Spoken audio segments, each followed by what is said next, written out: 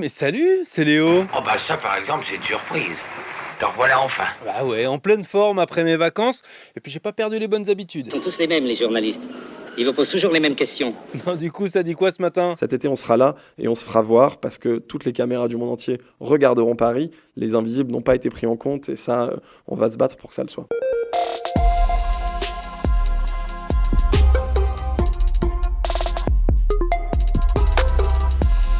Les épreuves des Jeux Olympiques seront-elles perturbées cet été à Paris? C'est une option qui n'est pas exclue par le collectif Le Revers de la Médaille qui révèle ce matin que depuis un an et pour préparer ces Jeux en Île-de-France, les autorités françaises ont expulsé plus de 12 000 personnes, des sans-abri, des réfugiés, des migrants, quelques voyageurs. C'est fini ce grand nettoyage? Ah oui, quel labeur. J'ai jamais autant travaillé. Ouais.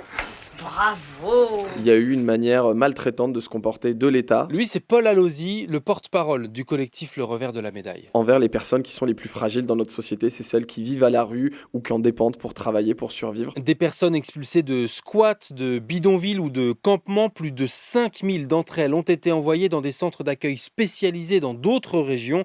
Les associations dénoncent le manque de solutions d'hébergement et la trace antisociale que vont laisser ces Jeux Olympiques. Maintenant, on va se mobiliser même pendant les Jeux. Alors, on est des petites associations, hein, c'est un peu David contre Goliath et ce sera illusoire de croire qu'on pourrait gâcher la fête olympique, mais c'est pas le but. Par contre, cet été, on sera là et on se fera voir parce que toutes les caméras du monde entier regarderont Paris. J'aurai ma revanche, croyez-moi!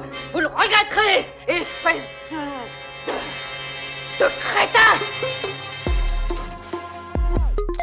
Dans l'actu ce lundi, Una proyección histórica que repetimos, Claudia Sheinbaum. pour la première fois de l'histoire, une femme est élue présidente du Mexique. Claudia Sheinbaum, la candidate de la gauche adoubée par le président sortant. Elle est donnée gagnante et promet notamment de s'engager contre le réchauffement climatique. En France, la gauche, elle, est loin derrière dans les sondages toujours menés par l'extrême droite. Le RN et Jordan Bardella, grands favoris des élections européennes qui sont déjà dans 6 jours, le dimanche 9 juin prochain. Non, je sais rien du tout. Mais ma mère, elle veut qu'on vote. Non, moi, je vote jamais. Non. Et tu fais peut-être partie des 58% des jeunes de moins de 30 ans qui se déclarent abstentionnistes dans un sondage Ipsos réalisé la semaine dernière pour Brut et France Info.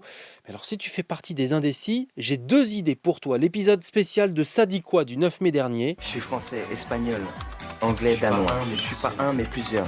Je suis comme l'Europe. Je suis comme l'Europe, je suis tout ça. Je suis un vrai bordel. Et justement, pour y voir un peu plus clair, épisode un peu spécial aujourd'hui. Sarah répondait à tes vocaux sur les élections européennes et ce lundi matin sur France Info, les 12 principaux candidats sont interviewés par des journalistes et des étudiants. Demain l'Europe. Quel avenir pour l'Europe? Quels enjeux pour le quotidien des jeunes Français? Comment faire face aux défis climatiques et économiques? C'est à suivre et à revivre sur France Info Télé, franceinfo.fr et sur la chaîne Twitch de France Info. Une question ce matin, y a-t-il un Guantanamo en Israël? Les patients n'ont pas de nom, ils sont tous attachés de la même façon, ils ont les yeux bandés, ils sont nus, ils portent des couches. Alors pour rappel, Guantanamo, c'est cette prison militaire américaine de haute sécurité régulièrement pointée du doigt pour ses traitements inhumains. Et donc tu viens de l'entendre avec cette voix anonymisée, un témoignage extrêmement rare recueilli en Israël par mon collègue de Radio France, Thibault Lefebvre, celui d'un chirurgien qui s'est rendu dans ce qui pourrait être le Guantanamo israélien, le camp militaire de Sde-Teiman, à 30 km de Gaza, au milieu du désert du Negev, et où sont enfermés tous les Palestiniens suspectés de lien avec le Hamas. C'est de la torture physique et psychologique. À Guantanamo, 20 détenus sont morts en 20 ans. Et là, dans ce camp israélien, des associations parlent de 40 morts en quelques mois à peine depuis le début de la guerre avec le Hamas. Mais face à la pression de l'opinion et de la justice internationale, l'armée israélienne a ouvert une enquête sur ce camp de Sde-Teiman.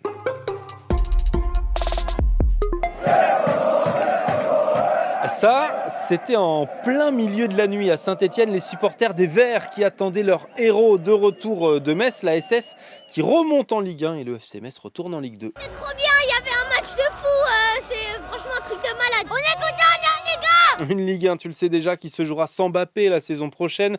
Je te tiendrai au courant dans Ça dit quoi, mais l'ancien Parisien est attendu ce lundi ou demain mardi au Real Madrid. Selon les informations de Radio France, ce n'est plus qu'une question de quelques heures avant l'officialisation. Et puis, Sarah et moi, on t'en avait parlé plusieurs fois, la Kings League était censée révolutionner le football. Elle touche le plafond! Oh le sketch! Oh le Et bien finalement, la France est éliminée au tir au but après le retour d'un ballon qui a touché le plafond de la salle où se déroulait le match.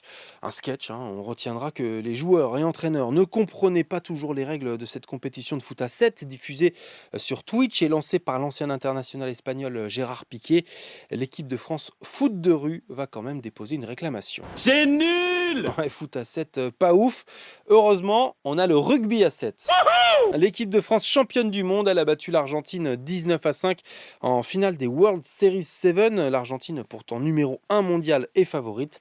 Mais les Bleus pouvaient compter sur un certain Antoine Dupont qui s'est mis au rugby à 7 pour une bonne raison. Jeux Olympiques, on a 2 mois pour travailler le plus dur possible, pour être prêt et essayer de remporter le trophée en juillet. Je suis heureux! Eh ouais, nous aussi. Bonne journée. C'était Léo de France Info. Allez, ciao.